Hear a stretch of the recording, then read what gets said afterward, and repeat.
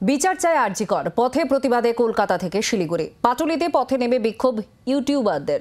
এদিকে শিলিগুড়িতে পথে নেমে প্রতিবাদ শিলিগুড়ি জার্নালিস্ট ক্লাবে।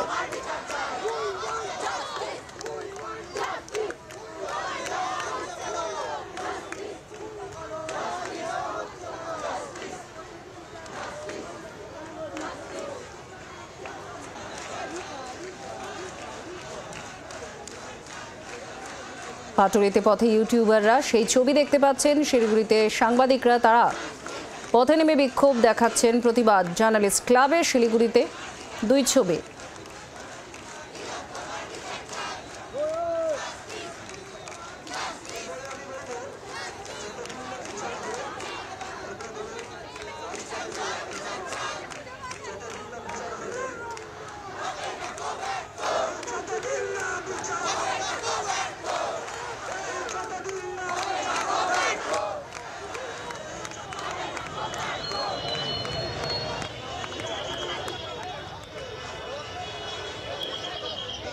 আরজি করেও আজও চলছে প্রতিবাদ। পথনাটিকার মাধ্যমে এই বিক্ষোভ প্রতিবাদ কর্মসূচি চলছে।